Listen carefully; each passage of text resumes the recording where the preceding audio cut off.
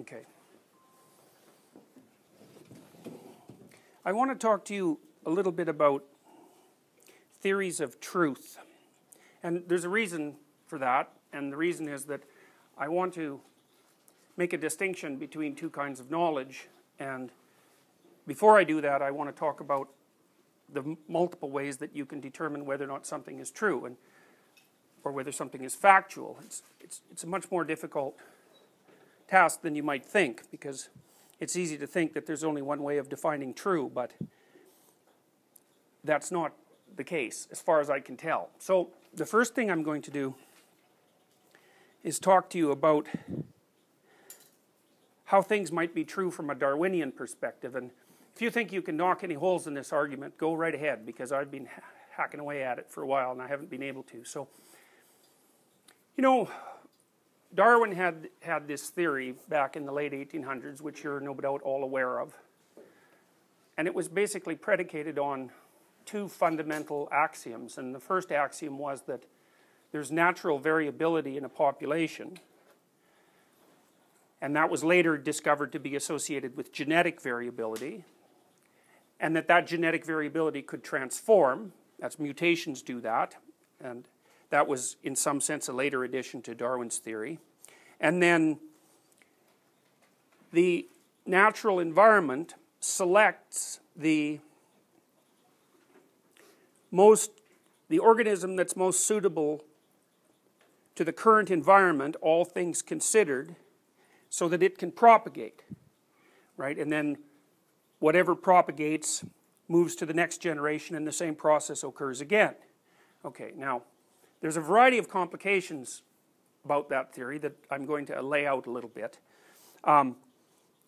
When the Victorians first got a hold of this theory, they kind of thought that it meant that there was a natural hierarchy, right? That as evolution progressed, it progressed, and that higher organisms followed in the trail of lower organisms. And so, in some sense, even though it wasn't a natural or necessary presumption for those who adopted Darwinian theory, the idea of a hierarchy of value, in some sense, was still part of Darwinian theory. So we could say, well, human beings are, evolution has led over its billions of years to us, and we're far more complicated than simple creatures. So it seems like there's a process, at least, of increasing complexification going on, and maybe that has something to do with increased value. We're more fit. Now, modern evolutionary biologists take issue with this, because they don't really think that there is any directionality in evolution, and after all, there's still plenty of one-celled organisms around. In fact, there are more one-celled organisms in your body than there are your own cells, by a huge margin.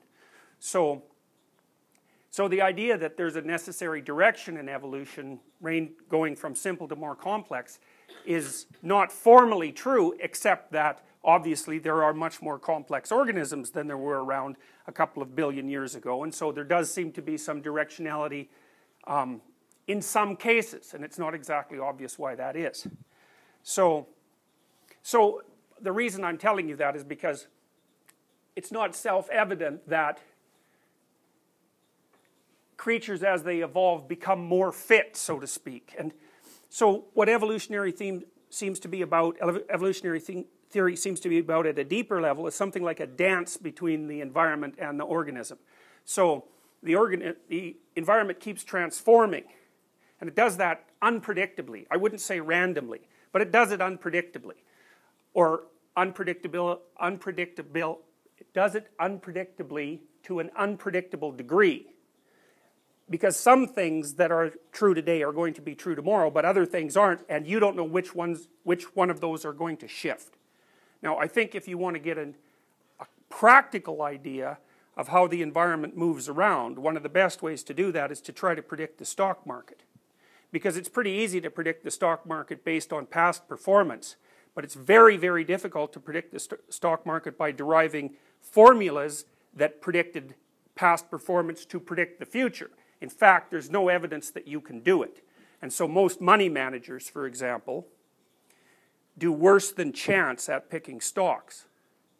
So you know, I've thought for a long time about why anybody would ever invest their money with a money manager in the stock market, and the best answer I come up with is that people don't want to take responsibility for making mistakes with their money, and so they have a lot of money and it makes them nervous, and so they don't know anything about investing, and maybe you can't, but anyways, they don't know anything about investing, and so they parse the money off to a money manager who's an expert, and then if they lose their money, they can say to themselves, well, at least I had an expert looking after it. But if you look into it deeply, you find that there's the preponderance of the evidence suggests that you cannot get enough information to accurately predict what the stock market is going to do at all. And you can kind of see that that's true, because if you could get a consistent edge of, say, 0.1%, which sounds like nothing, all you'd have to do is repeat your bets over and over, and soon you'd have all the money in the world because of compounding. So, and the stock market is a good model of the environment, because it is in fact a model of the environment. It's not a model of the entire environment, obviously, but all sorts of things affect stock market prices, right? Psychological factors and biological factors and weather and political events and so forth. So as far as models of the environment go, it's a pretty good one. And you can't keep up with it, fundamentally. So you can think of the environment that way. It's this thing that's dancing around, and some elements of it are more stable than others. So for example, the sun appears to be pretty stable, at least on our time frame, so that's a good thing. But lots of things can't be relied on from one moment to another, and you don't know what direction it's going to turn. So the way that life deals with that is by producing a plethora of variants and basically letting anything that doesn't work die. So evolution requires an awful lot of death.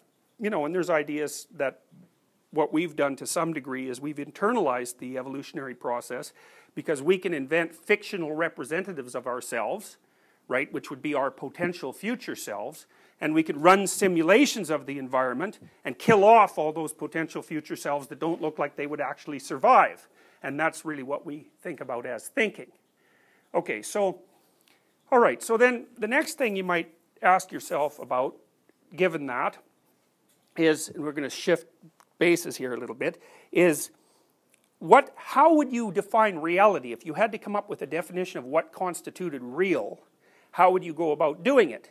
And I would say the way the West does this, there's a schizophrenic element to it, a split element. There's an incoherence in it, and I haven't heard anyone else make this argument, so if you can figure out some reason why it's stupid, then let me know. But so think about it this way, like our basic presumptions about the world are materialistic, right? Now, and I would say that those materialistic assumptions were basically laid down at the beginning of the scientific endeavor, and so that would be about the time of Bacon and Descartes. And so, because they sort of laid the foundations for modern science. And there's some rules about what things are in reality, and the rules are something like, well, things are made out of littler things, and then if you go all the way down to the level where the littlest thing possible is, well, that's where you find the fundamental constituent elements of reality. And so and matter is detectable by the senses, and it's intersubjectively detectable. So you can detect something with your senses, fundamentally, or with the extension of your senses. You can describe how you went about detecting it. Other people can duplicate that, and then they can report what they detect, and if the reports are similar, then we assume that that thing is real. So in some sense, it's what our senses already do, right? Because our senses triangulate in a sense. So how do you figure out if something's real? Well, if you can see it, you know, that's pretty good. But it's better if you can see it and hear it. And it's better yet if you can see it and hear it and touch it. And maybe it's better if you could see it and hear it and touch it and taste it, and so forth. And you know, we've evolved these sensory systems that are quite different from a qualitative perspective. And if they all report the same thing, then we believe we have a pretty reasonable chance of actually believing that that thing is there. And then with science, we've actually extended that capacity, because we don't just use the senses of one person, we use our senses in a rigorous and collective manner, and that reports to us the nature of what we've come to call the objective world. And then we say, well, accurate descriptions of the objective world are true. It's like, you know, that's a good theory, and you can also certainly see its objective utility. Sorry, I shouldn't say that. It's pragmatic utility, because when you play by the rules of science, it appears that your power expands, right? So that's another reason why we think it's true. You run through these routines, and then all of a sudden you could do things you couldn't do before. And that's a different criteria of truth, right? That's more like a criteria of usefulness, and a practical usefulness, because you would think too that, and this is why Jung thought that science was actually embedded inside a narrative, in a deeper narrative. You know, we wouldn't be doing science if we didn't think it was useful for something, right? And then you might think, well, useful for what? And then, well, what would you say? Maybe you suffer less because of science, maybe you live longer because of science, maybe you find life more interesting, you could do a more diverse range of things, whatever. We have made the decision that the utility of science justifies the endeavor, but that's a different criteria, right? The utility of something. And you could debate the utility of science from a Darwinian perspective, because you could easily say, well, here's an example. There was a book written a while ago by an ex-KGB officer, and he was talking about biological warfare labs in the Soviet Union. And he claimed to have worked in a biological warfare lab where the goal was to cross Ebola with smallpox. Now, Ebola, which you all know about, isn't very contagious. You have to really be in contact with someone who has Ebola to catch it. But smallpox, that's contagious. So if you could get the two things working together, you would have a disease that's basically 100% fatal, and it would be, you could distribute it in aerosol form, which is sort of the dream of any biological weapons maker. Now, they never really managed it, but, you know, it's kind of an interesting idea, right? And had it turned out, and there were no people left, then we'd have to say that our notion about the utility of science turned out to be colossally wrong from a Darwinian perspective. And, you know, you might say the same thing about hydrogen bombs, for example, or maybe you might say the same thing about computers, because, you know, it seems to me quite unlikely that human beings in their present form are going to be around 200 years in the future. You know, with the rate of the growth of computer intelligence, the probability that we'll become something biological and mechanical together seems to me to be virtually certain. We're certainly headed in that direction. So, anyways, yep, question? So you don't think that people's interest in science or ideas and that sort of thing can ever be not pragmatically oriented? No, that's a good question. The question was, do you think that people's interest in science can be not pragmatically oriented? I actually don't think so, because I don't think that you would be interested in science if it wasn't pragmatically useful. You see, and that's exactly the point that I want to pursue in this lecture today. It's like, we are interested in things generally as a consequence of their perceived utility. You know, now the framework within which you determine utility is quite malleable. So, for example, if you're suicidal, you might regard it, how sharp a knife is, as the primary object of interest. But generally speaking, you know, we would assume that, especially if you're a Darwinian thinker, that your primary interests are something like survival and reproduction. And, you know, I don't think that's an unreasonable assumption. The terms are quite elastic, so you can throw a lot of motivations in them without having to think that rigorously about it. But as a heuristic framework, it's not bad. So part of the reason that Jung believed that science was embedded in a dream, which was the alchemical dream fundamentally, was because he believed that the people who developed the symbolic precursors to science, and so those would be the alchemists. Newton was an alchemist, by the way. We're looking for something approximating the philosopher's stone, which was a material object which would grant its bearers eternal life and good health and wealth. And so the alchemists were the first people, in some sense, to posit that if you systematically investigated the transformations of the material world, which was regarded more or less as damned by the Catholic Church, that you could extract out information that would be of substantial benefit to the things I just described: health, wealth, and longevity. And so you might say, well, why are we pursuing science? Like, why are we motivated to do it? Why would you spend 10,000 hours looking through a microscope? It's a very weird thing to do. And the Jungian idea is, well, if you go right down to the base of the hierarchy of motivation, you're doing it to make the world a better place in some manner that's important to you. So you can't, science has to be nested inside a motivational structure, or no one would do it. Now, you can think about that what you want, but it's not an argument that you can easily dismiss, because you have to account for why people are interested in science. You know, and if you say, well, it's because they want to build a career, that's fine, because it just nests inside the same argument anyways. Okay, so now, we kind of have a definition of reality from a materialist perspective. Now there's a few problems with that, right?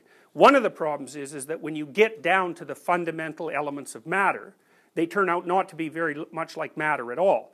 They turn out to be these weird quantum processes and entities that appear to be tangled up with consciousness in some way that no one can understand, and certainly display all sorts of properties that aren't evident at the macro level. So, you know, the formal job of reductionism, which is or one element of reductionism, because there's many elements of reductionism, is that you explain the complex by the simple, and, you know, for a long time as we went deeper into the microstructure of things, it did appear in some sense to be getting simpler, but then when we went down to the quantum level, it all of a sudden got incredibly weird, and no one really knows what to do about that. Now, I'm not going to introduce quantum thinking into this discussion, because, you know, every weirdo with a crockpot theory immediately does that, and it's a very dangerous thing to do. I'm just pointing out that we didn't expect for the nature of reality to qualitatively transform as we investigated the microstructure, but that's what happened. So, okay, all of that aside, the idea that that there are facts about material reality and that those facts are true is a very, very powerful idea. However, we don't pursue it because the rationale for pursuing that truth is based on truths that are different from the truths that the process itself reveals. So, you know, and I think, you know, you might well agree, hypothetically, that perhaps investigating how to combine Ebola with smallpox is not really a good idea from a perfect idea from a scientific perspective. But it seems not unreasonable to assume that there's a broader perspective from which that idea probably isn't for the best. You know, now a pure scientist, there isn't such a thing, but if there was, might say it doesn't matter because all facts are equal, because facts don't have value. You know, they're not valence, so all facts are equal. But of course you can't live like all facts are equal, because there's a trillion facts, and if you don't have some mechanism to zero you in on a subset of relevant facts, it's like you're immobilized, you know. You're just flooded by information. I think something like that probably happens to people in the initial stages of schizophrenia. So they can't distinguish, everything becomes relevant. That's a bad situation. So you know, you're stuck with a subset of facts anyways, and there are reasons that you choose the subset of facts that you choose, and those reasons aren't grounded in a materialist philosophy, and they can't be, at least not in any simple way. Okay, so maybe, you know, hopefully that's a coherent argument. Now, the next part of it is kind of something interesting that happened in the late 1800s. So, in the late 1800s, there were a group of philosophers on the east coast of the United States that called themselves pragmatists, and William James was one of those people, and William James is, of course, regarded as one of the founders of modern psychology, even though he wouldn't be allowed on a faculty of psychology today, because he was like the first hippie, you know, in some sense, because he liked to experiment with things like laughing gas, is it nitrous oxide? Nitrous oxide, you know, and it's actually quite an intense hallucinogen at the appropriate doses, and he wrote like 60s acid freak poetry back in 1880 when he was on nitrous oxide, and you know, he was very curious about phenomena like religious experience and so forth, so he was very philosophically minded psychologist, and had some very, well, he was brave, I would say, you know, which sometimes being weird and being brave are the same thing. He was also unbelievably intelligent, and he had a group of people around him, including a guy named Charles Peirce, who's one of the West's greatest relatively unknown philosophers. Anyways, they set up a new field of philosophy, which is classically regarded as the only American philosophy, and that philosophy was pragmatism. You know, and when you call someone pragmatic, you sort of mean, well, they're willing to do what works, you know, they're concerned with what works, and that's kind of pragmatism in a nutshell in some sense, except it's a lot more sophisticated. The pragmatist would say, look, you've got a problem, and the problem is you don't know everything. And what that means in some sense is that all of your knowledge about anything is limited. Even about the things that you think you know about, it's limited. And so you can never be sure, you can never be certain that what you're dealing with is what you think you're dealing with, or that when you deal with it, what you expect to happen will happen. And so, you know, you might think, well, I understand my You know, I understand this can of Coke sufficiently, I can drink it and so on, and so my knowledge is as close to absolute as it needs to be, but you know, this has aspartame in it, and everybody thinks aspartame is dangerous, but it's probably not, but probably it's not. You know, and so, who knows, if I drink 100 of these things, that might be the end of me, and wouldn't that be stupid? So, the point is that because you're surrounded by a cloud of ignorance that you cannot get rid of, none of your judgments about what constitutes truth can be final. And so one of the things the pragmatists were trying to figure out is, well, given that, how can you even act? Because you can't compute, well, and this came up again in the 1960s and has really bothered people since then in the guise of the frame problem, is you cannot compute all the consequences of your actions. So how can you act? How can you feel that you have enough knowledge to act?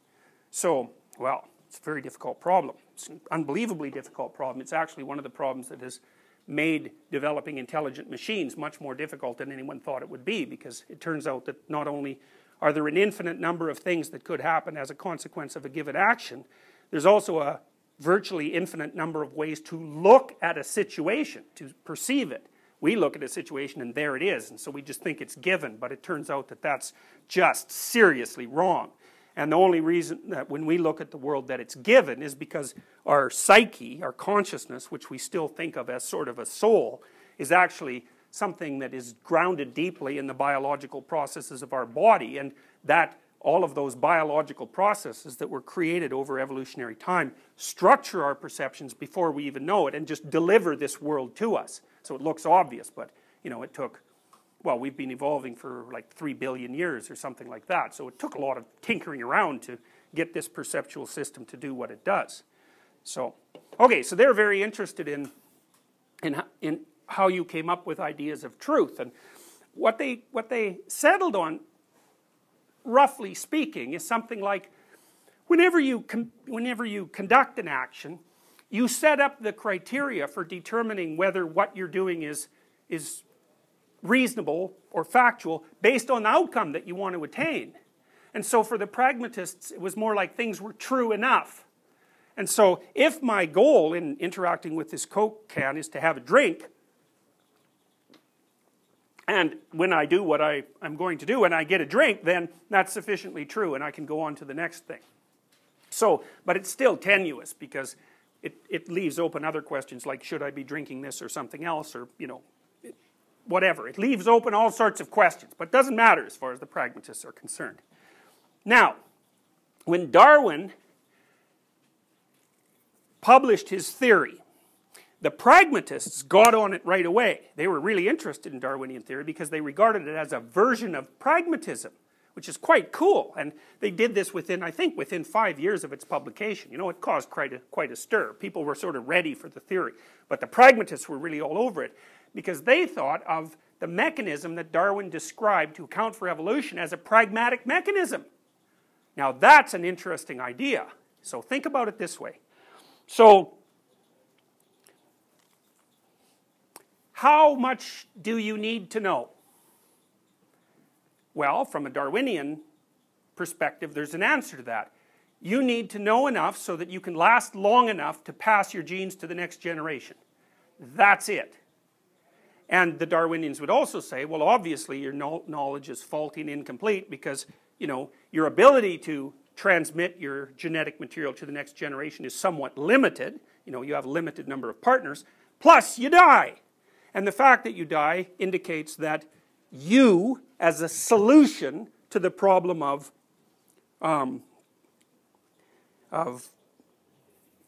maintaining your own life and reproducing, you're like a partial solution. You're a good enough solution. You'll do for like the 30 years or the 35 years or the 40 years that you're likely to be active in a, you know, in a functionally reproductive sense. So you're a good enough answer. But, you know, the Darwinians and the pragmatists also said something else, or implied something else, which is you're good enough, and also not only is that as good as it gets, it's also as good as it can get. So they put some really stringent restrictions on what you could regard as a sufficient solution to a given problem. And the reason for that was that, well, that your knowledge is limited. and that things transform unexpectedly. And so the best thing you could do is run along and try to keep up. And you'll never really do much better than that, in some sense, because things are unpredictable and because they change in an unpredictable way. So, now, the final part of the argument is this. So then, what are we to regard as truth? Now, leave the materialist claims aside. I'm perfectly willing to say, and I think it would be ridiculous not to, that that's a form of truth that at least is very useful. So, fine, it's a tool. It may be more than that. Maybe it is saying something about the absolute nature of reality. I don't care about that. At least it's a useful tool for us. It's made us more powerful. But then we have this other problem, which is, well, what about the nature of the system that it's embedded in? Like, how do we determine its utility? Or how do we determine the utility of anything? Or how do we determine how to act? Or how do we determine what to value? And those questions can't be answered using the same methodology that science uses to answer its questions. Now, the consequence of that is what Nietzsche described at the end of the 1900s as the death of God, right? There's a conflict, a serious conflict between the claims of religion, which, as far as I'm concerned, have to do with value and morality, and the claims of science, which have to do with material reality. All right, so now,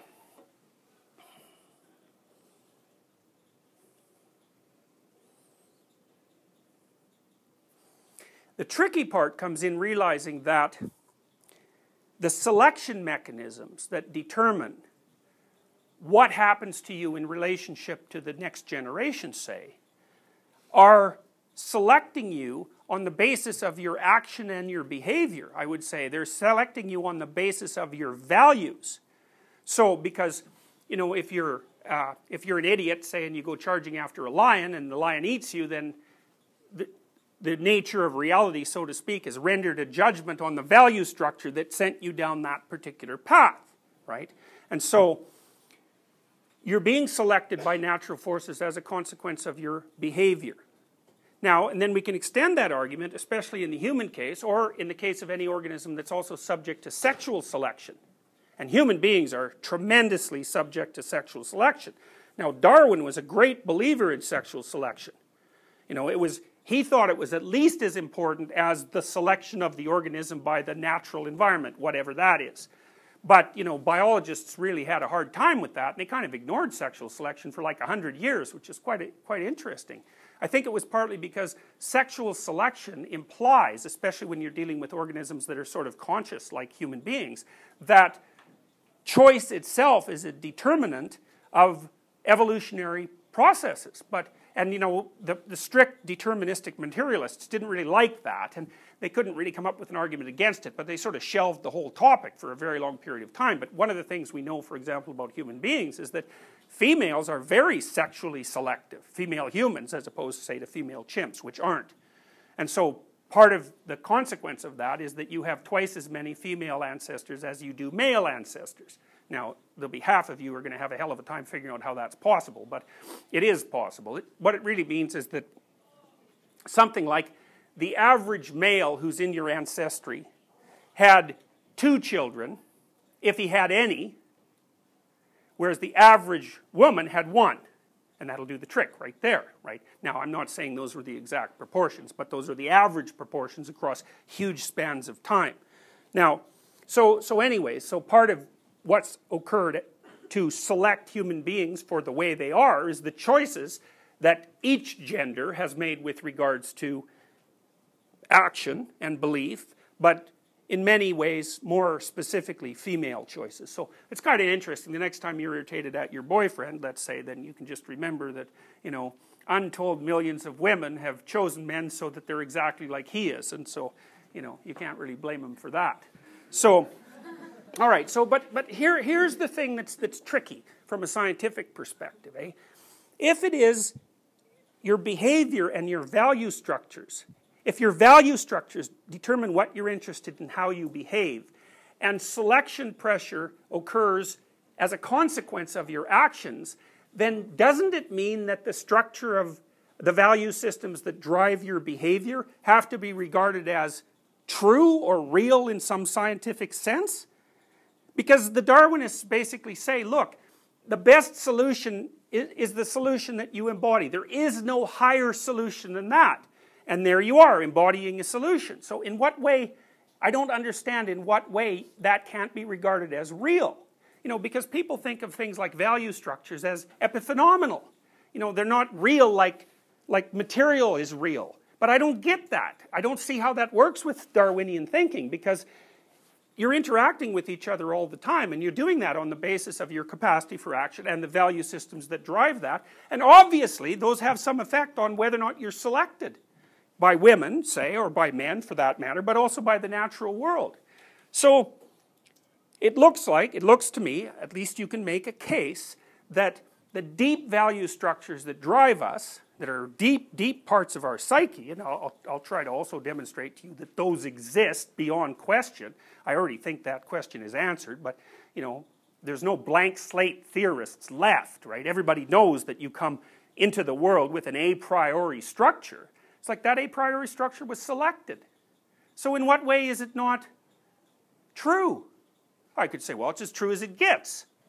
Well, it's not true like a materialist idea, but that's okay. You don't have to have...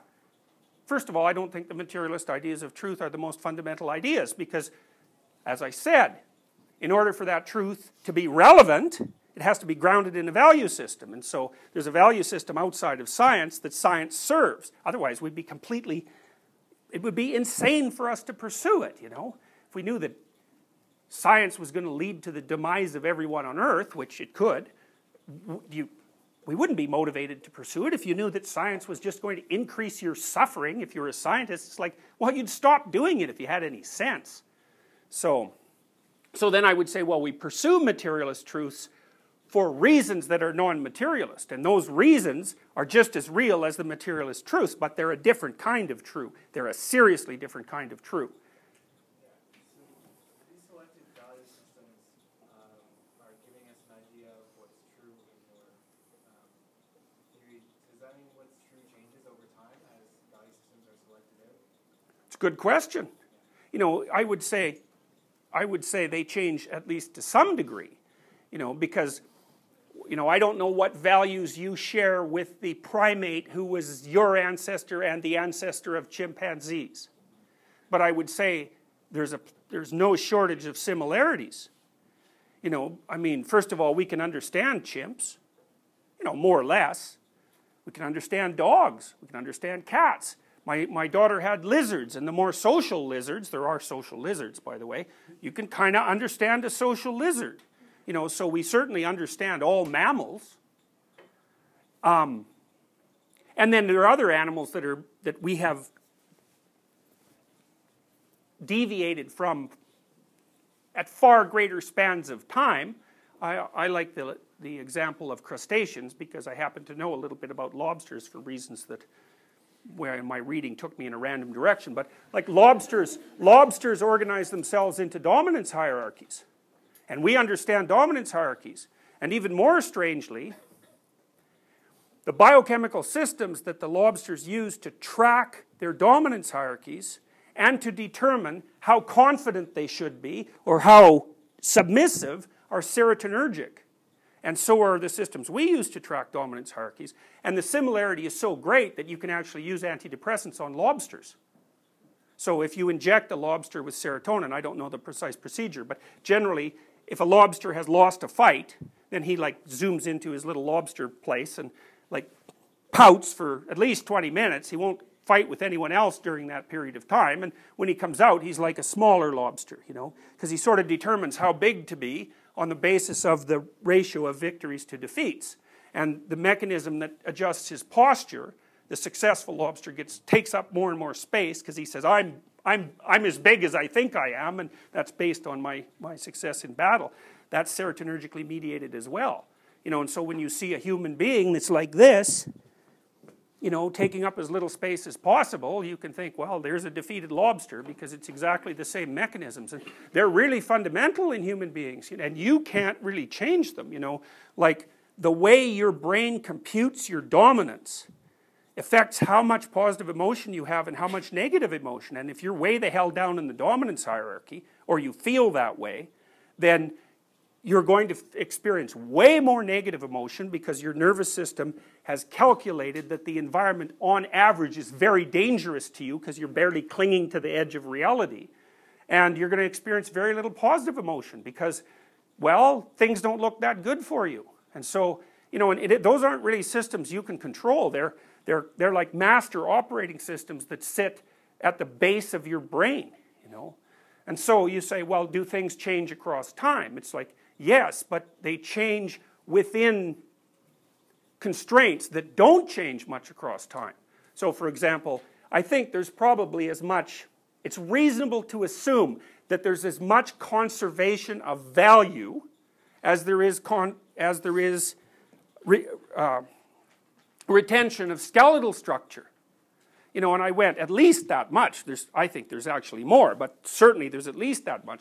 I went to the Smithsonian at one point. I think it was the Smithsonian in Washington, and they have a display of mammalian skeletons in there that's extremely extensive. So it's everything from little bats to whales, and you know, it's really interesting to walk through that because what you see is that everything's basically a bat. You know, the bats look exactly like us skeletally, except their fingers are way longer, and you know, all that's happened is that there are transformations of size in the basic skeletal structure. The structure itself is virtually identical across mammals. You know, and so an evolution is a conservative process, right? It just doesn't go zipping off in some completely random direction. And so I would say also, the way to think about it is that there are levels of stability in the evolutionary process. And some domains are extremely stable across time. And one of them happens to be the existence of a dominance hierarchy. It's at least 400 million years old. And that's old. It's older than trees. So if you're trying to think about what's actually real, you know, you can't see a dominance hierarchy and you can't taste it or touch it or sense it in any real way. But dominance hierarchies are more real than almost anything that you ever come across. They're probably not quite as real as rocks. But they're real enough so that both you and lobsters organize yourself into them and understand them. And so yes, there's change, but it's change within constraints. And I think maybe one of the ways to understand that is it's something like the variation in languages. You know, are languages the same or different? Well, it depends on your level of analysis. There are levels of analysis at which the commonalities are what's most manifest, and there are levels of analysis where the differences are most manifest. But I like to think about it as a hierarchy, and there's fundamental elements at the base of the hierarchy, and they don't change. They're, you know, life made a bet 400 million years ago, and it was one of those bets that's just not going to change. The dominance hierarchy is something that's going to feature a lot in our conversations because it's such a stable element of the environment that it's one of the its existence and its nature is one of the fundamental presumptions of our being. And so it's extremely important. So for example, one of the things that women do with men, and men do it with women as well, but they use different criteria, is men are very competitive in a certain manner. And the women assume that the guys who win are the better men, and they just peel them from the top. And so the dominance hierarchy, in part, female selection is one of the things that determines whether male genes of a particular type go into the future. But so is the structure of the dominance hierarchy. Because if you're at the bottom of it, I mean, good luck finding a partner. It's very, very unlikely unless it's random and impulsive. So, or involuntary. So, yes? Mm-hmm. I don't know what to say about that, actually. You know, because I think that they both ground out in true. And that grounds out in the Darwinian theory. That's at the bottom. So, because the question is, for example, I think, is, look, let me put it this way. You can see what you think of this. So, here's a claim. Our theory about the atomic substructure of material entities is sufficiently accurate so that we can make thermonuclear bombs. Right? Everybody agrees with that, because there they are, thermonuclear bombs. Here's a counter proposition. Our theory about the substructure of reality is so flawed that we will make thermonuclear bombs. Now, you see, so you think, well, yeah, that's not a bad proposition either, so how can both of those be true?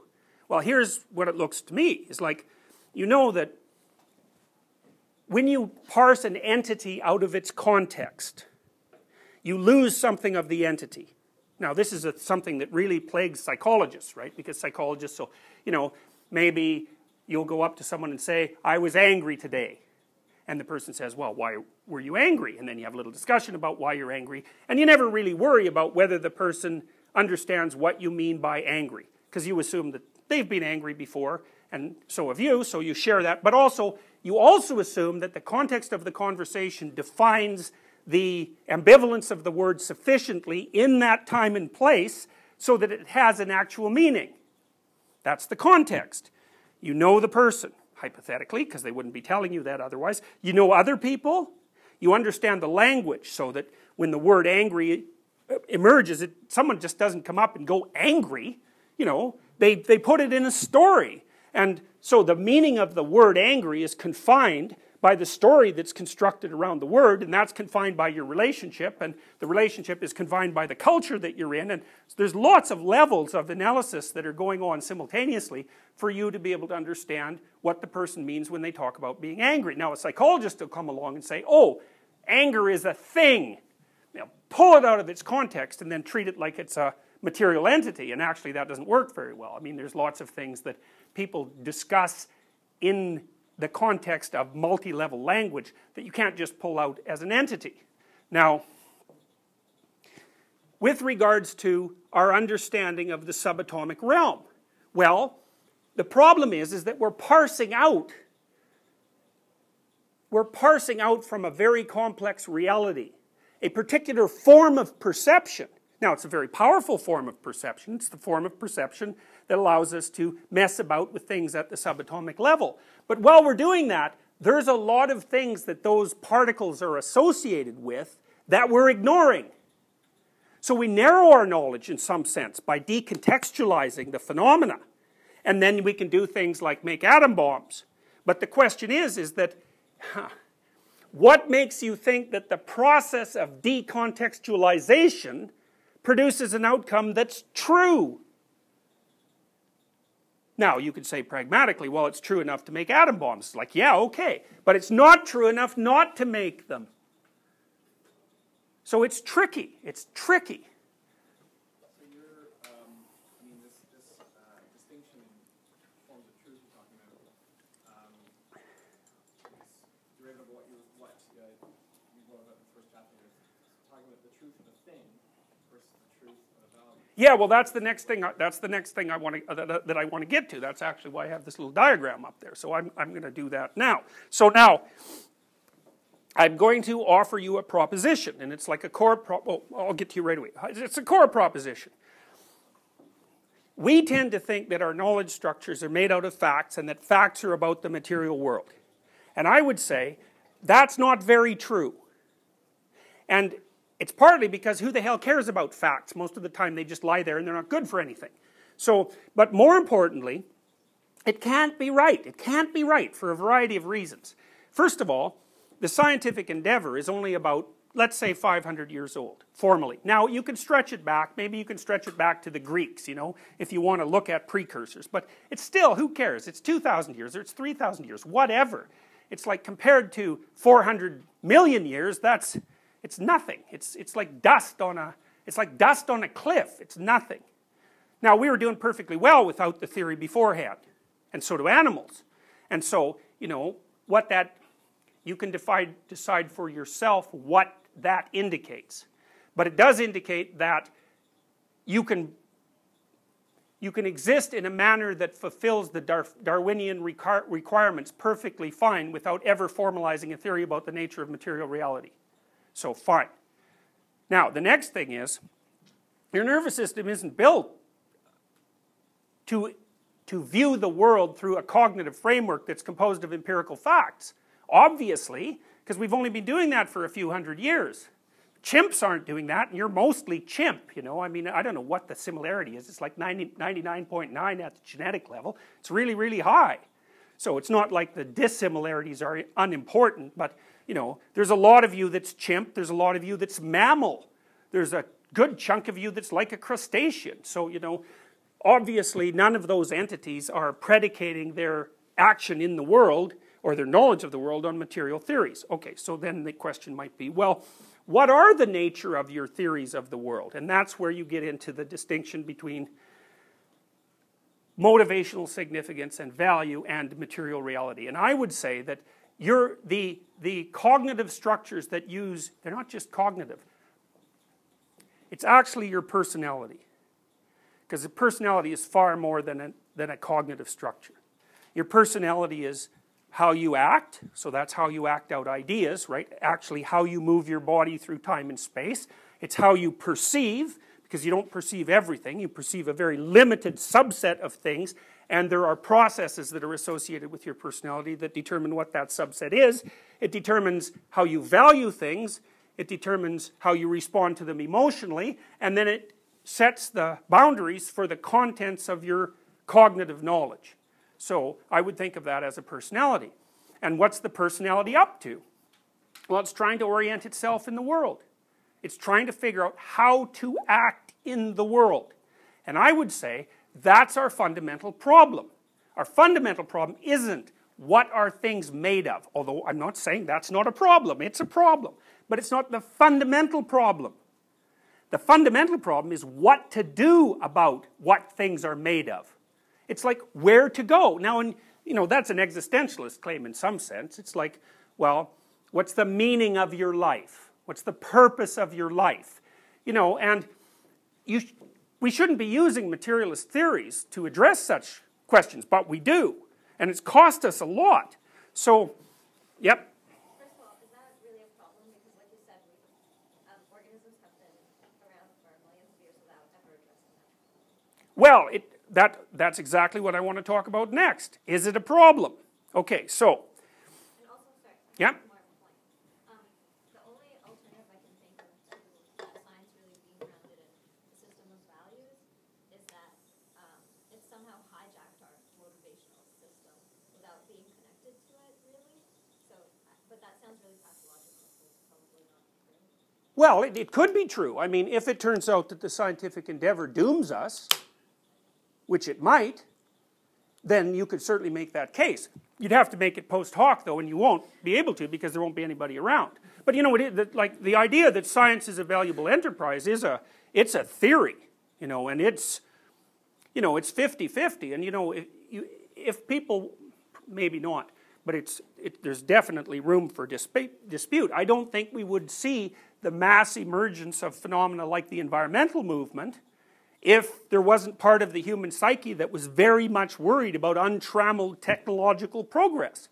Now, you know, it's like, we should also be equally worried about no technological progress. We're basically screwed either way. But that's in some sense beside the point. Okay, so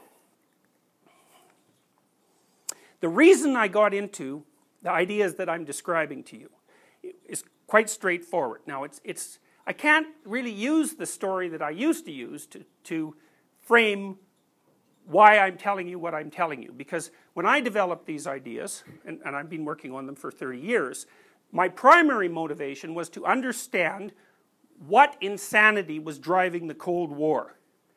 And so I started working on these things probably in about 1982, although I'd been thinking about things like that far longer than that. And I don't know what it's like for you people as young people. I know you're worried about the environment. But when I was young, everyone I knew was very, very obsessed with the idea that there was likely going to be a thermonuclear war.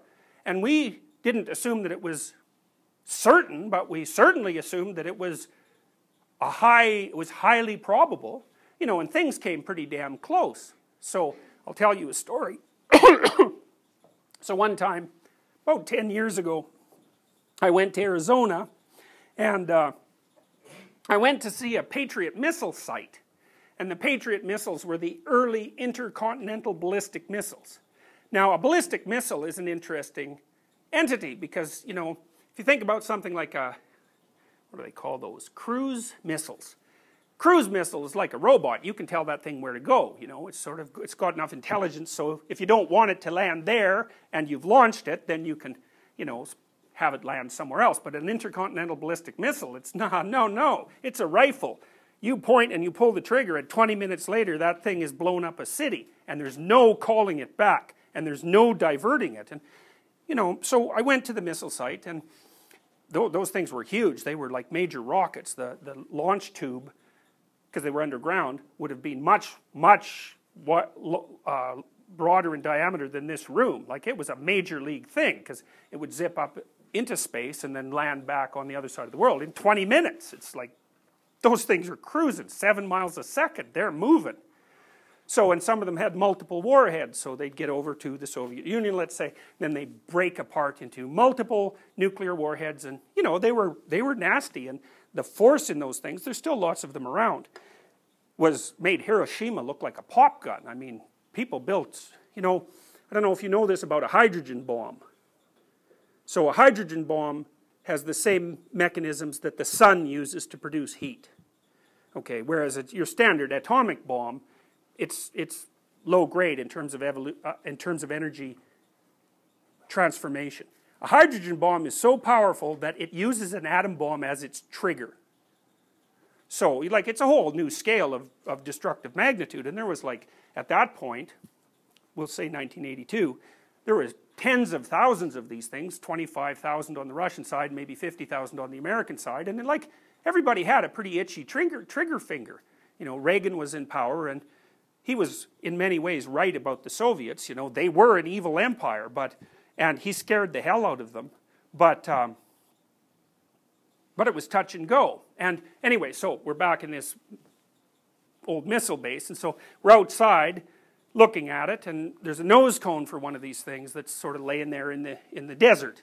And so that was kind of an eerie thing. So it was about this high and probably about 12 feet in diameter, and it was made out of plastic about that thick. It was sort of variegated plastic, a little bit clear, and that was the thing that would melt off when the missile re-entered the atmosphere. So it was like, you know, it was a weird artifact. You couldn't just stand beside that thing and, you know, think neutral thoughts. It was like, that's a wicked thing. So then we went underground, and it was very bizarre. It was surreal. Because the first thing we passed through was like this museum front, because it was a museum. And it was sort of like your grandmother's nuclear missile site, because it was staffed by volunteer seniors.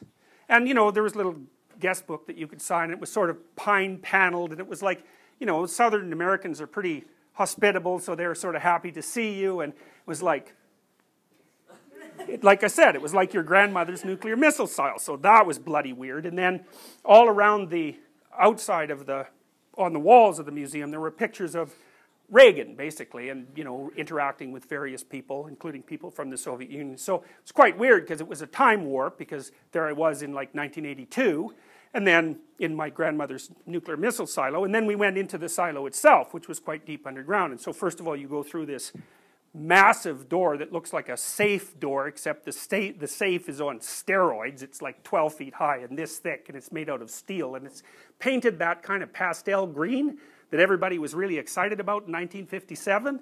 And so the whole missile site is like that. It's like, oh, here I am in like it's 1957, world-destroying technology. So I moved like from the year, say, 2005 into the year 1982, and then I'm in 1957. It's like Star Trek down there, you know.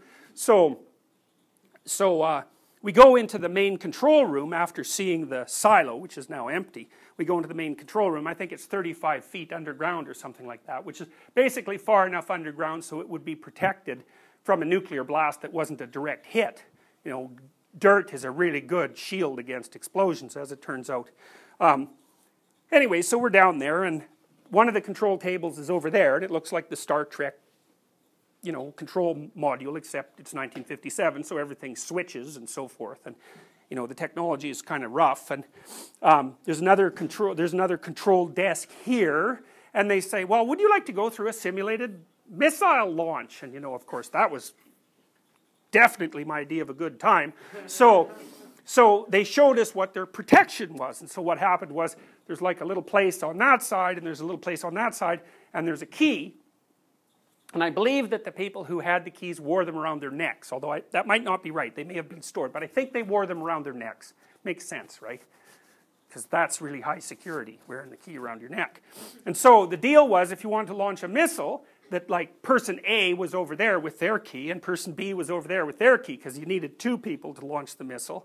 And then you both put your keys in at the same time, and then you turned them and you held them for 10 seconds. And then bang, right? God only knows what happens next. And so then they said, someone said, how close did you get? And they said, well, the keys were in the lock at one point. Now, they wouldn't tell us when, but we knew when. It was during the Cuban Missile Crisis. So, and there are other times where that happened as well. That wasn't the only time, but, you know, it was a good enough time. It was, so, anyways, so back when I was your age, roughly speaking, you know, the world was locked in this dispute, and it was no joke, you know. It wasn't that long since the Soviets went into Czechoslovakia, and it wasn't that long since they went into Hungary, and it was only 40 years after the Second World War, and like, it was tense. It was tense. And lots of people I knew, maybe maybe it was just justification for their own psychological nihilism, but they had a hard time being concerned about their futures because they really didn't think they were going to have any. And so it was a heavy pall that was over everyone's spirits. And it really did peak again in about 1982 under Reagan. And there was a whole bunch of movies made at that time about nuclear destruction, including one called The Day After, which you may have watched or may not have. But more people watched that than any TV movie ever made at that point. And, you know, it was pretty dismal, man. It was like, there's the city, and poof, there's a nuclear bomb, and everyone's wandering around ruined. And that was sort of the movie. And Reagan actually said, weirdly enough, that that movie actually motivated him to enter into more negotiations with the Soviets. So, you know, you might have thought he would have thought that through before, but, you know, he was an actor, and so I guess the movie was enough to convince him. But anyway, so everyone was, you know, we were carrying this around on our backs, in some sense, and I was obsessed by it for one reason or another. I had nuclear nightmares on a regular basis, and God only knows why that was, you know. Who knows why you get obsessed with something. But, you know, I'd always been interested in belief systems and what they motivated people to do. So when I was really young, when I was 13, we had a dentist in our town, way the hell up in northern Alberta, and he had a tattoo on his arm, you know, and maybe there were 2 Jewish people in our town. It never really even occurred to me that he was Jewish, so it's not a lot of Jewish people in Alberta. But anyways, you know, I was kind of curious about that in a sort of small town sort of way. And I also did a project when I was in junior high about the Holocaust, and I got pretty interested in that, you know, and part of I was interested in why in the world would people do such things, you know. It was protecting their belief system, so let's say that's the Nazis, but then they were committing these atrocities that were just, they were the worst things that human beings could imagine. That's the right way to conceptualize them. So, you know, you sit in a dark basement with spiders on your head for 2 or 3 years, dreaming up miserable things to do, and then come up with the most miserable thing you can possibly imagine, and then multiply that by 100, and have people do that. That's sort of what was happening in the concentration camps. And, you know, and there were places on Earth during the Second World War that were worse than the concentration camps. And if you want to read about those, you can read about, I think it's Unit 52. It was a Japanese medical experimental unit. Whoa. I would recommend that you don't read that, because you'll read things, you'll never get them out of your mind. So I was very curious about that. It's like, what the hell? Here we are arming ourselves to blow each other up, and maybe the whole planet, and it seems somewhat counterproductive, you know, even if you're a communist or a capitalist. It's like, being communist king of a burned out cinder seems to be a bad outcome, especially when you're suffering from radiation sickness and everyone you know is dead. And, you know, you could say same thing about the capitalist end of things. And then I also was curious, is like, well, why is this war of ideas occurring? And it burst out into real wars a lot, right? Why is it occurring? Some of it's still going on. The Americans are still at war with North Korea, right? They never did sign a peace treaty. And the North Koreans take that rather seriously. So there was the issue of, well, what the hell? Why are we arming ourselves with these horrible weapons that are more than sufficient to blow up our enemies multiple times and would maybe take the whole planet with them. That seems rather insane. And then the other issue was, well, we do have two belief systems operating here. They're really not the same, you know, like the presuppositions of communism and the presuppositions of the West were not the same. They were seriously different at the level of like constitutional assumption, way down deep. And so, you know, another question that emerged from that was, why a system at all? And then, how do you determine the validity of one system compared to another? It's a big problem even now, right? We have culture wars going on in all sorts of ways, you know, radical Islam against the West, for example. Is there any way of sort of getting a handle on what these systems are, what differences in them mean, why they motivate people to do atrocious things as well as defending their own territory, which, you know, is an understandable thing. And so generally for me it was like, what the hell's going on? What is happening here? So, I don't know, you know, I was going to university and I wanted to continue, and so that was a pretty good problem. And I studied political science and English literature for the first part of my university career, and then the political scientists they were basically Marxists, as clueless as you can possibly get.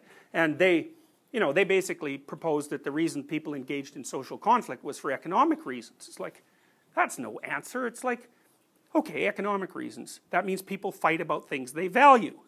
It's like, well, yeah, it's self-evident. But what's not self-evident is, well, why exactly do they value the things they value? You know, because obviously people can live at very different levels of material plenty, you know, and I mean, there's people who live in the Amazon jungle and they basically have, from our perspective, they have nothing, and, you know, they're living away just perfectly fine. And then there's people, you know, in New York penthouses, and it's like, people are capable of adapting to situations where the variance in economic wealth is insanely large. And so the idea that we're fighting over scarce resources or something like that just struck me as stupid. And I do think it's stupid. It's not even easy to define what constitutes a resource. And then, you know, you might think about Japan, right? It's got no resources at all, and it's rich. You know, it's a bit stagnant at the moment because it's aging, but Japan has nothing. It has rice that they have to subsidize, and it's rich as can be. You know, so none of that made any sense to me at all. I thought it was just posturing, and I still think that. I think it's a ridiculous idea. It's shallow as can be. So then I thought, well, I'll study psychology instead. You know, and I did that partly because I was interested in problems at a clinical level, but I was also, I started reading some, I took a psych course that was self-study, and I started reading some real psychologists, you know, in this self-guided reading course. I read original works by Carl Rogers and by Abraham Maslow, and I read The Archetypes of the Collective Unconscious by Jung, and I read The Interpretation of Dreams by Freud. Like, I was trying to pick out core texts in the history of psychological ideas, and, you know, that was really helpful. I mean, there's nothing like reading original works by geniuses to provide you with some useful information. You know, it was extraordinarily useful reading. And I was reading Nietzsche at the same time, which was also really remarkable. I think I read most of what was published at that point by Nietzsche, and I tried to read it in chronological order, and it really blew me away. Man, that guy, I don't know what was up with him, but he could sure think. I mean, Nietzsche said at one point, I write in a sentence what it takes other people a whole book to say. It's like, that's a pretty hubristic and narcissistic comment, right? It's like, and then he tops it, he said, they can't even say it in a whole book. So, you know, I love that. And he was right, too. That's the thing. He was right, you know. And Nietzsche was not in very good health, and so he'd think like mad and then write something down that summarized the thinking, because he didn't have the energy to run through the whole arguments. And so he said he liked to philosophize with a hammer, and it's like, yeah. I had a client recently who was raised as a Christian fundamentalist, eh? And he was kind of cocky intellectually, and he's not a stupid guy, and he thought that he would, you know, take on Nietzsche intellectually, because he knew about Nietzsche's statement about the death of God, and so he read Nietzsche, and that was the end of his Christianity. It's like, you know, you got to watch who you pick on, you know, and he's not a good guy to pick on, because he's a lot smarter than you, and, you know, a lot smarter than almost everyone. He was an amazing person. But And so I was reading Nietzsche, and I was reading Dostoevsky, and I was reading Alexander Solzhenitsyn at the same time. And Solzhenitsyn wrote this book called The Gulag Archipelago, which is like the second volume of that book. It's just, he memorized the book in a prison camp in Russia. And the book is, I believe it's 2,400 pages long. And it's written in like 7-point type. It's a major league book. And, you know, he didn't have much pen and paper in the Gulag camps. And he spent a lot of time thinking about why he was in there and why Russia was basically, the whole economy was basically predicated on slave labor, and it was absolutely murderous. So, and the second volume of that series, it escaped from Russia in 1975. It was brought over in a bad translation and circulated in the West long before it was available in Russia. I tell you, once that book was published, 1975, there was no being a Marxist anymore. He just demolished the claims of the Marxist left to its moral credibility. He just demolished it, and rightly so. And it's an amazing book, The Gulag Archipelago, but it's a walk through a very deep swamp, and it's a remarkable book because it's like reading someone who's screaming in outrage at the top of their lungs for 2,400 pages, you know.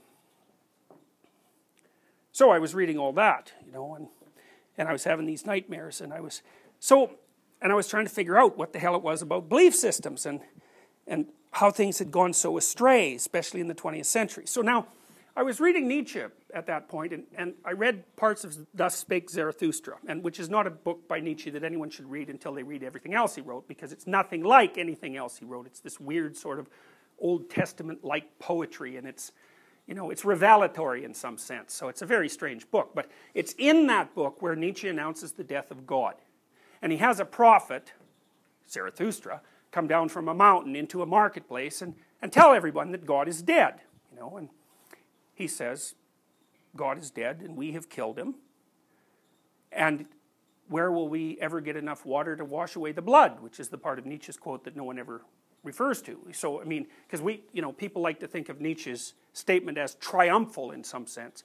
God is dead. It's like, yeah, but Nietzsche knew what was coming, because back in the 1880s, because he was a real prophet, this man, like Dostoevsky. I don't know how they did this. Nietzsche said in his notebooks in Will to Power that there's two things that were going to happen to the human race because of the death of religion. One was that people would become nihilistic, and the other was that they would become totalitarian. And he said that what would happen in Europe in the next century, so this is like 20 years, 15 years before the 20th century started, that there would be hundreds of millions of people dying as a consequence of the conflict, basically between communist presuppositions and classic Western presuppositions. It's like, you know, when the wall fell in 1989, no one predicted it. It was like everyone was left dumbfounded by that event, you know, so predicting what's going to happen tomorrow, that's impossible. Predicting what's going to happen in a whole century, 15 years before it starts, it's like you got to think someone's tapped into a very deep, deep underground vein to be able to do that. But he thought about it as a ideational necessity. It's like, because for Nietzsche, once the idea of God was killed, he believed that the entire moral structure that was predicated on that idea, which was its fundamental assumption, would be shaken to its core. Because it's like the foundation piece was knocked out, and everything would be up for grabs. If that's not true, then what? Well, that's a theme that Dostoevsky explored too, continually. It was Dostoevsky, who Nietzsche had read, and even more than I thought, as I found out recently.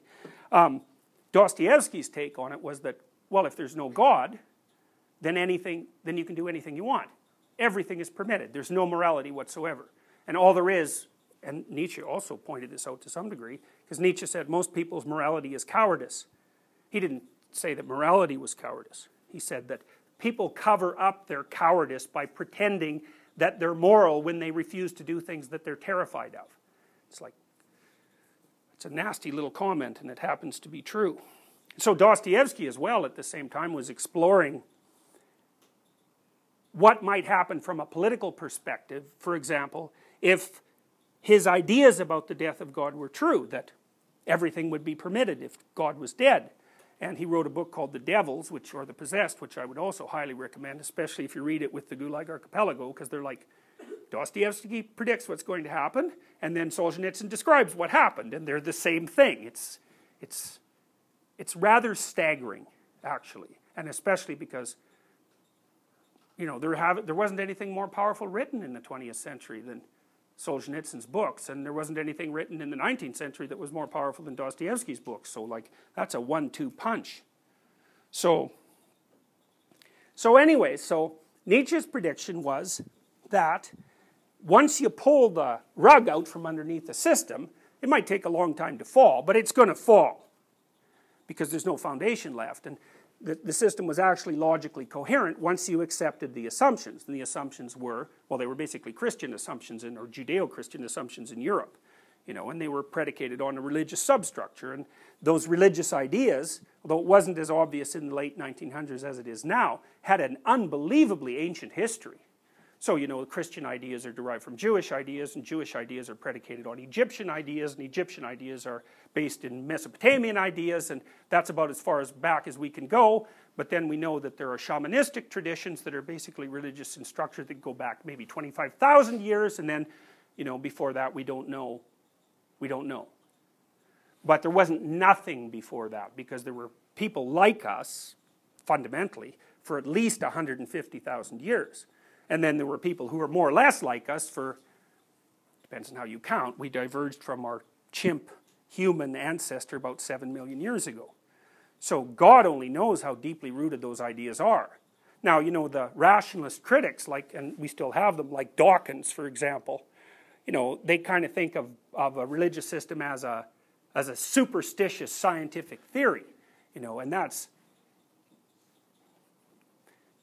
it's exactly what people like Voltaire thought 300 years ago, you know, and it's, you know, I get their point, but it's stupid. No, I'm telling you, like, it's like, forget about that. That's like 1750, you know, it's not 1750 anymore, and we've got different problems. And the idea that religion is a superstitious scientific theory, it's like, that's a really stupid idea. All that means is that you haven't read anything about the psychology of religion or about religious phenomenology in general. I mean, anybody who has any grounding in neuroscience and who actually reads knows, for example, that there are all sorts of neural phenomena that result in religious experience.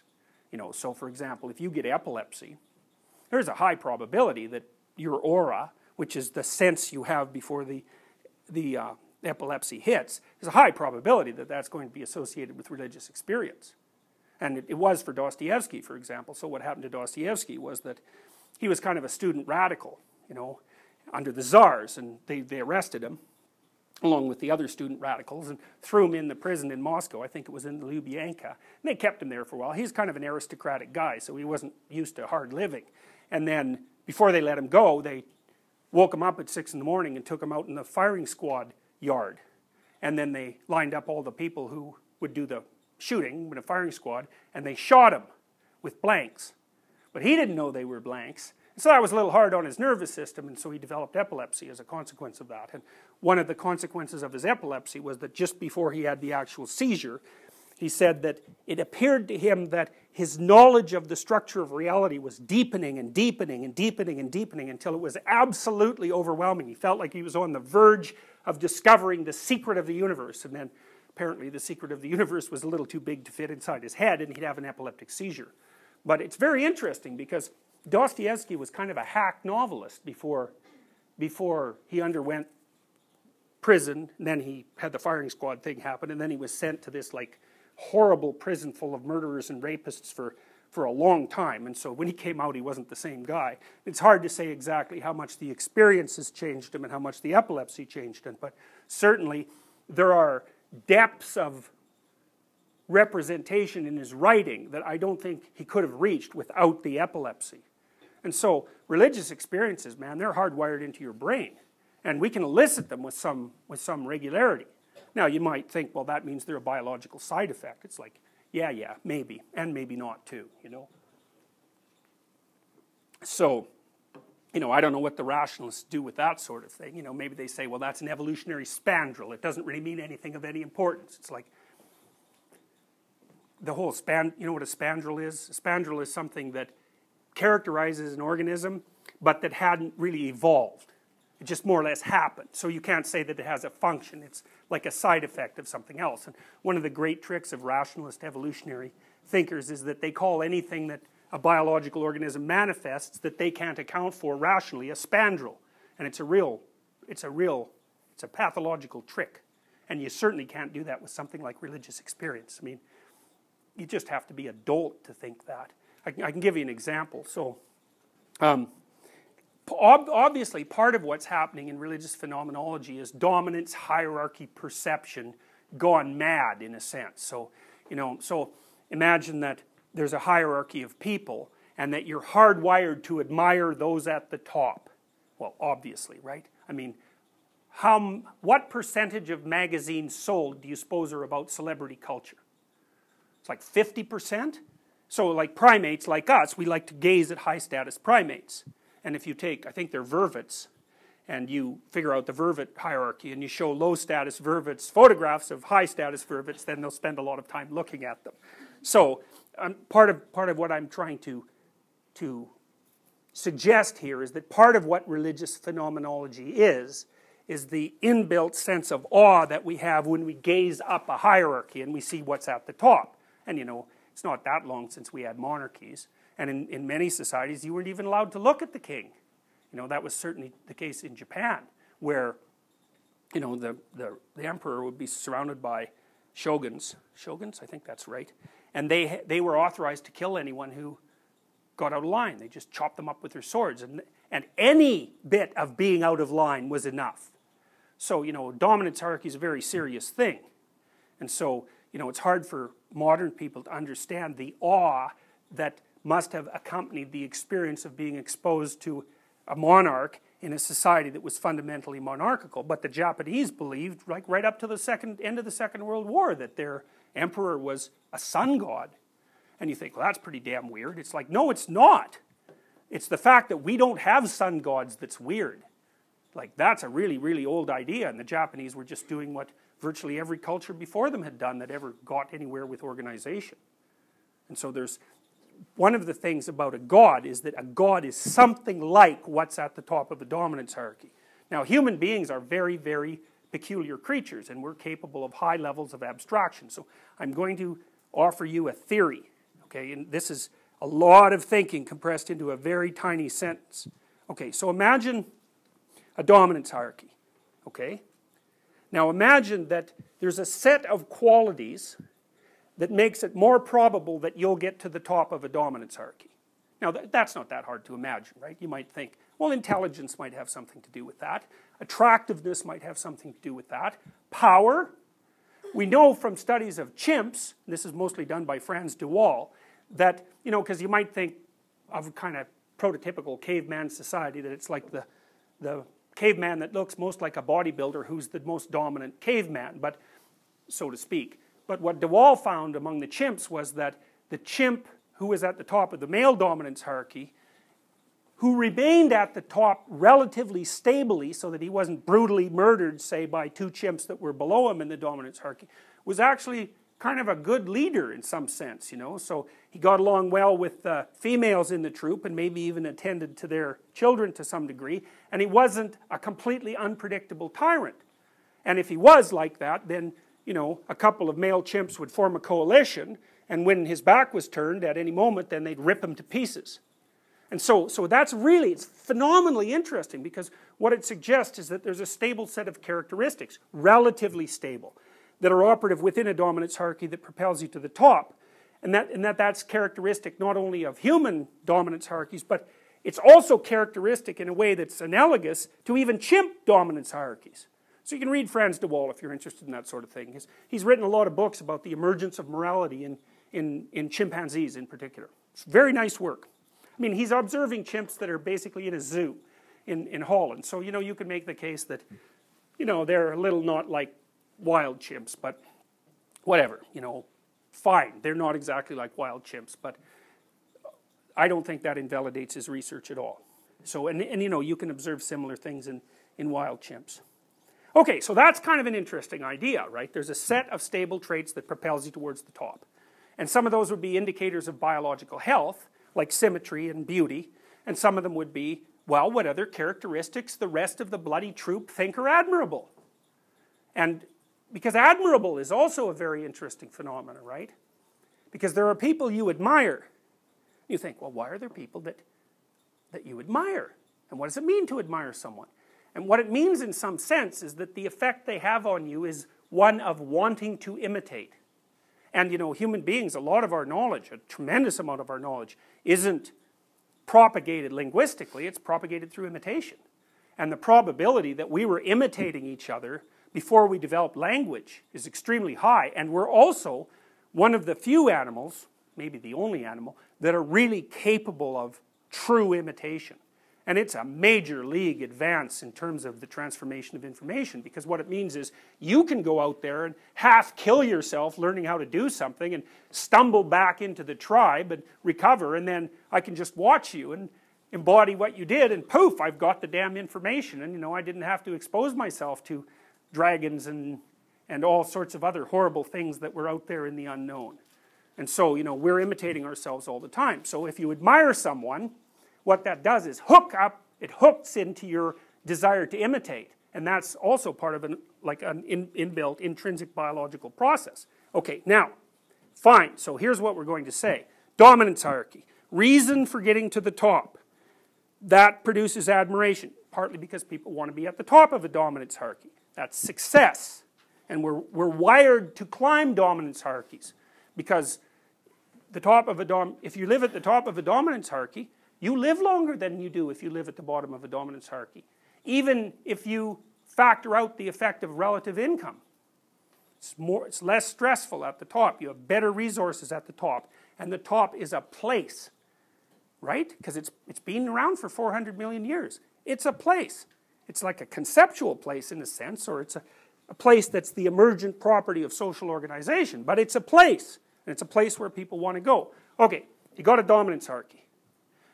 Someone gets to the top, you admire them. All right. But that's not exactly what human beings are like. First of all, there isn't one dominance hierarchy. There's hundreds of the bloody things, especially as society becomes complex. There's a radically variegated realm of dominance hierarchies, right? And so, then you might ask yourself, across the set of dominance hierarchies, is there a set of properties that makes people likely to get to the top? And that's the kind of question that only a creature capable of abstraction could ask or posit. And I would say that the figure that represents the properties that produces the highest probability of climbing to the top of the set of all dominance hierarchies is a messianic figure. That's what a messianic figure is. So, and it's a kind of abstraction, it says, because of course, obviously a messianic figure is an ideal, right? Clearly. And so then you might think, well, an ideal in relationship to what? Well, he generally is the perfect person. Well, how would we come up with the concept of what constitutes perfect? Think about it as a biological category. Well, there's hardly anything more perfect than the ability to climb to the top of whatever dominance hierarchy you happen to be put in. Now, one of the things I would say is that women exerted tremendous selection pressure on men to be exactly that sort of creature. So, and I can tell you a little bit of experimental evidence that we have in relationship to that later. Unfortunately, it was an unpublished study because it was an undergraduate thesis, but what the hell else would women select men for? If they had any sense.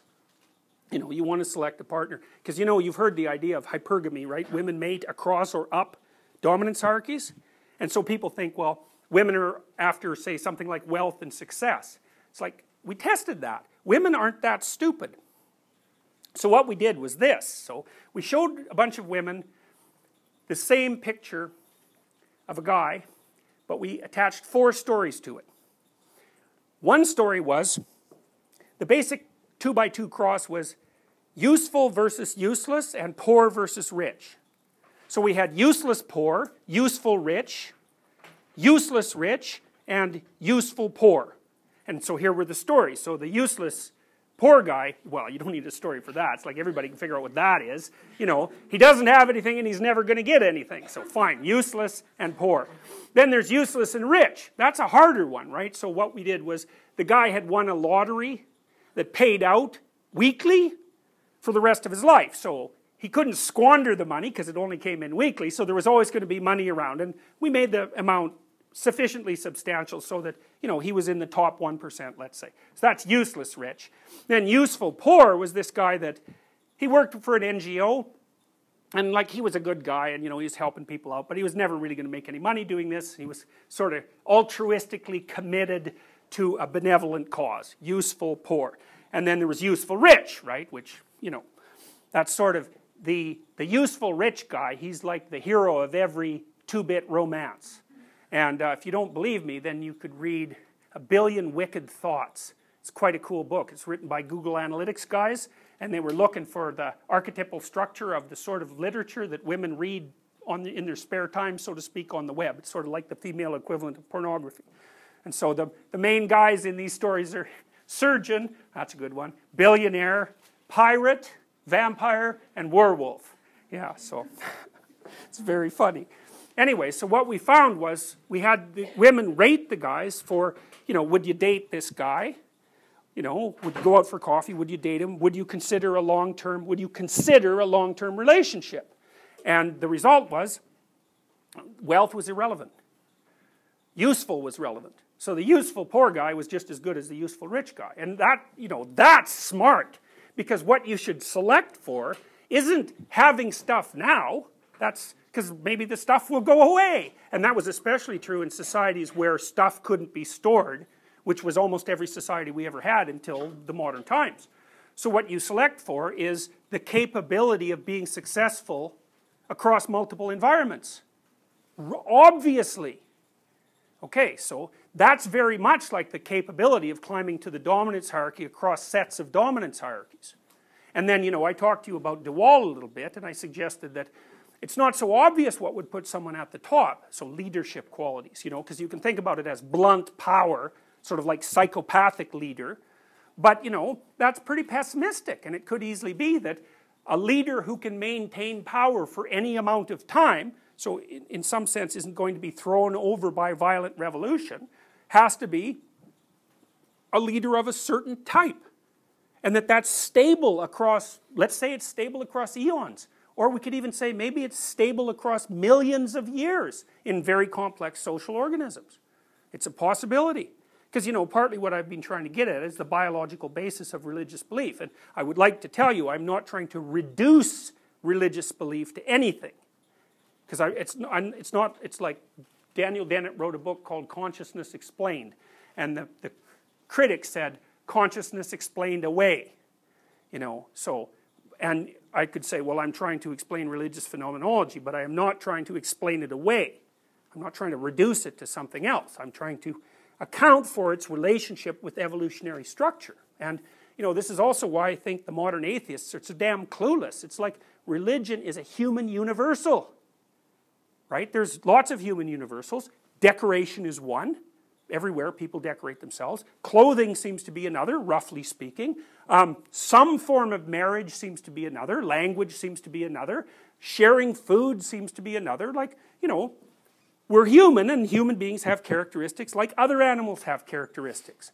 And religious experience and belief of some form is also a human universal. So, you know, it's something you have to contend with from an evolutionary perspective. You can't just brush it off and say, well, it's like superstitious science. It's like, that's not an analysis. It's like human beings are religious animals. So what the hell does that mean? You know, we bury our dead with ceremonies, and we've been doing that for tens of thousands of years. So it's in us.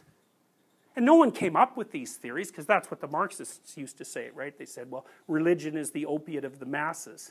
It's like, yeah, Marxism was the meth of the masses, you know, so we know where that went. So, you know, and Marx's idea, and this is the same idea that the post-structuralists and the postmodernists bandy about, is that, you know, religion is some sort of semi-calculated expression of the power elite, and the purpose of it is to subordinate those who are subordinate and to keep those who are in power across time. It's like, it's a conspiracy theory Nobody invented Christianity. You know, it's like it took 2,000 years to reach its current form, and it was based on ideas that are tens of thousands of years older than that. So nobody was sitting around thinking, well, let's whip up a system to oppress the masses. And like, even if you did come up with a theory like that, how in the world are you going to get people to buy into it? You know, it's not that easy to start a mass movement, and I think there's 2 billion Christians, something like that. How do you get all those people to be thinking that this is a good idea? It's not easy. Would you say that superstition is created in part as an attempt to control or understand an unpredictable event? Would I say again that superstition? Yeah, is created in part as an attempt to control or understand. Sure, absolutely. You know, I mean, superstition is what you have when you don't know what the hell you're talking about, fundamentally. Although I wouldn't put it down that much, because, you know, often superstitions are like quasi-functional theories. You know, so they're, and theories have there's a lot of different ways that a theory can be valid. You know, we talked about functional utility as well.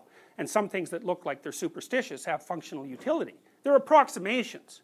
And one thing to think about a theory is, I think of theories as tools. And that's a pragmatic perspective. And so I would think of science as a tool. I think religion is a tool as well.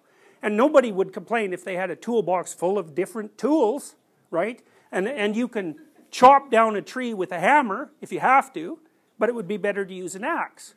But a hammer beats the hell out of a stick.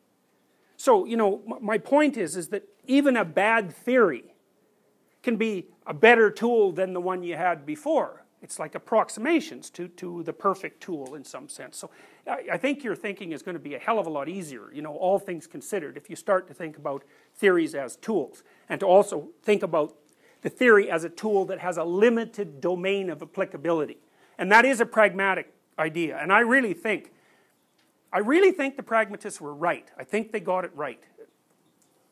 Do you think religion is still a universal human characteristic? Because there are many people that go through their lives without practicing any kind of religion. No, there aren't. They just think that.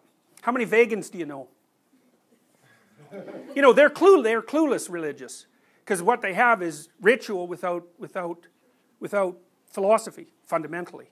So what's happened in many cases is that as the sophisticated religions, so to speak, have collapsed, what emerges from their ashes are rituals. And rituals are sort of the ground out of which a religion emerges. Vegans, vegetarians, environmentalists, anybody who's an ideologue, you know, and the reason that I would consider those in the religious domain is because they're systems of value, and they're predicated on fundamental assumptions that you have to take on faith. See, that's the thing that's so peculiar, because it really turns out that if you're going to act, and you have to make assumptions. And the reason for that is, what the hell do you know? You got to put your ignorance somewhere. And people put their ignorance, they box it up inside their assumptions. And those assumptions vary. So, and then, you know, the other thing is, you got to ask yourself when you're wondering if someone is religious, what you use as a marker. Now, the typical marker would be, I give you a questionnaire and I ask you, are you religious? Or do you go to church? Or, you know, do you follow the precepts and rituals of something that we would recognize as a standard religion? And lots of people will say no to that, eh?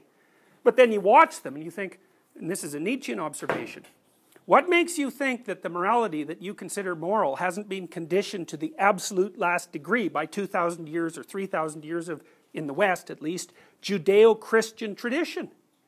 It's like all the ideas of, fundamentally, all the ideas that individuals have value, it's like, which is a very peculiar idea. You know, everyone here, all you people virtually, I would suspect, believe that. It's like, why do you believe that? And what do you mean you believe it? What does that mean? And what it means is, you act as if it's true. And I don't care what you say. Like, what the hell do you know about what you believe? You know, you come to university, you can probably spout off a few ideologies and rationalize all sorts of complex behaviors, but the idea that you actually know what you're up to or who you are is like, why would you think that? You're the most complicated thing that exists. So you don't think you understand the sun, you know, and the sun's a lot less complicated than you are. So I don't buy for a moment the idea that people don't have religious beliefs. They just are generally clueless about what they are. So, and that's actually part of the problem I want to address, is that one of the things that has happened is that in some sense what the evolved religions, let's call them, did was there's a behavioral substructure that constitutes cultural practice, accepted cultural practice, and I would say it's predicated on observations like there's an optimal pattern of behavior that's associated with success across dominance hierarchies. That's the central value. It's something like that. And that happens everywhere, and there are similarities in those rituals because there are similarities among human beings and similarities among dominance hierarchies.